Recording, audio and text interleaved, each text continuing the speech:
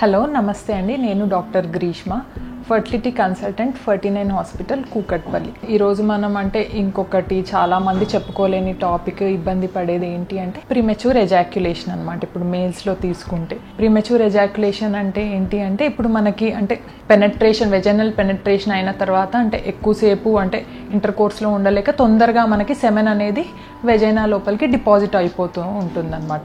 చాలామంది ఇట్లా మాకు ప్రాబ్లం ఉంది అని చెప్తారు. సో దీనికి రీజన్స్ ఏమై ఉండొచ్చు సెమెన్ ముందుగానే మనకి డిపాజిట్ అయిపోవడం మెయిన్గా ఏంటి అంటే సైకలాజికల్గా అనమాట.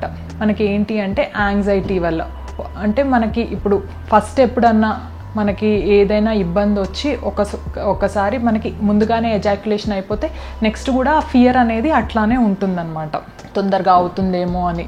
సో ఆ ఫియర్ వల్ల కూడా ఇంకా ఊరికే అట్లా ముందుగానే ఇజాక్యులేషన్ అనేది అయిపోతూ ఉంటుంది.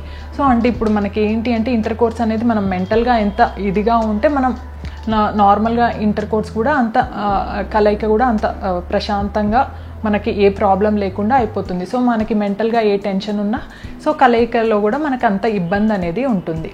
ఇంకొకసారి ఏంటి ఎగ్జైట్మెంట్ వల్ల కూడా చాలా ఎక్కువ రోజులైంది కలయిక అవ్వక కూడా మనకి ఒకసారి ఇంటర్ కోర్స్లో పార్టిసిపేట్ అయినప్పుడు తొందరగా మనకి ఇజాక్యులేషన్ అనేది అవ్వచ్చు. సో దీనికి మనం కంగారు పడాల్సింది ఏమీ లేదు, ఎందుకంటే మళ్ళీ ఆ తర్వాత మళ్ళీ అది నార్మల్గానే అయిపోతూ ఉంటుంది. ఎప్పుడో ఒకసారి ప్రీమెచ్యూర్ ఇజాక్యులేషన్ అయితే దానికి పెద్ద ఇబ్బంది, కంగారు పడాల్సిన అవసరం అట్లా ఏమీ లేదు మనకి. నెక్స్ట్ ఇంకొకటి ఏంటి ఎప్పుడైనా మేల్లో కూడా హార్మోనల్ ప్రాబ్లమ్స్, ఏమన్నా థైరాయిడ్ ప్రాబ్లం కానీ లేకపోతే ప్రొలాక్టిన్ హార్మోన్ కానీ షుగర్స్ కానీ ఇట్లా ఏమన్నా ప్రాబ్లం ఉన్నా కూడా మనకి ఇజాక్యులేషన్ అనేది తొందరగా అయిపోవచ్చు. నెక్స్ట్ ఇంకొకటి ఏంటి మనకి ఏమన్నా ఇన్ఫెక్షన్ ఉన్నా కానీ ఇప్పుడు మనకి సెమెన్ అనేది ఇప్పుడు మనకి రిలీజ్ అయినప్పుడు ఏంటి సెమైనల్ వెసికిల్స్, ప్రాస్టేట్ వీటి అన్నిటి నుంచి మనకి గ్రంథుల నుంచి ఫ్లూయిడ్ అనేది కాంట్రిబ్యూట్ అవ్వాలి సెమెన్కి. సో వీటి లోపల ఏమన్నా ఇన్ఫెక్షన్ ఉన్నా కానీ అది మేల్ ఏంటి సెమెన్ని ఎక్కువసేపు హోల్డ్ చేసుకోలేరు అనమాట. సో సెమైనల్ వెసికిల్స్లో, ప్రాస్టేట్స్లో ఇన్ఫెక్షన్ ఏమన్నా ఉన్నా దీనివల్ల కూడా తొందరగా అయిపోతుంది. సో కొన్నిసార్లు ఏమవుతుంది ఈ ఇన్ఫెక్షన్ వల్ల ఇంటర్ కోర్స్ అయిన తర్వాత ఫీమేల్లో కూడా ఊరికే యూరినరీ ట్రాక్ట్ ఇన్ఫెక్షన్స్ అనేవి వస్తూ ఉంటాయన్నమాట.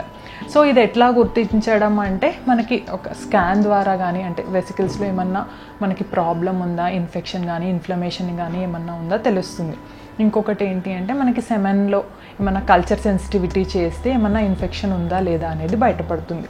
ఇంకా కొన్నిసార్లు ఏంటి మనకి ఈ పెనిస్ చుట్టూ ఉండే స్కిన్ని మనం గ్లాన్స్ పెనిస్ అంటాం, అదే ఇది ప్రెప్యూస్ అంటాం. ఈ ప్రెప్యూస్ కొంచెం ఇది టైట్గా ఉన్నా కానీ లేకపోతే ఈ స్కిన్లో ఏమన్నా కొంచెం రిట్రాక్షన్ అనేది ఎక్కువగా ఉన్నా కానీ ఫిమోసిస్ అంటాం.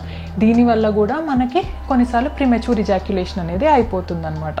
సో మనకి ఫస్ట్ ఈ ప్రాబ్లం ఉన్నది వెంటనే కంగారు పడి చేయకుండా ఫస్ట్ ఒక డాక్టర్ని సంప్రదిస్తే వాళ్ళు ఈ అన్ని యాంగిల్స్లో చూసి ప్రాబ్లం ఎక్కడుందో ఫస్ట్ దాన్ని క్లియర్ చేసుకొని, లేకపోతే ఉట్టి సైకలాజికల్ ప్రాబ్లమే ఉంటే దానికి తగ్గ కౌన్సిలింగ్ ఇచ్చి చిన్న మెడిసిన్స్ ఉంటాయన్నమాట, SSRIs అని చెప్పేసి, సెలెక్టివ్ సెరోటోనిన్ రీఅప్టేక్ ఇన్హిబిటర్స్ అంటారు.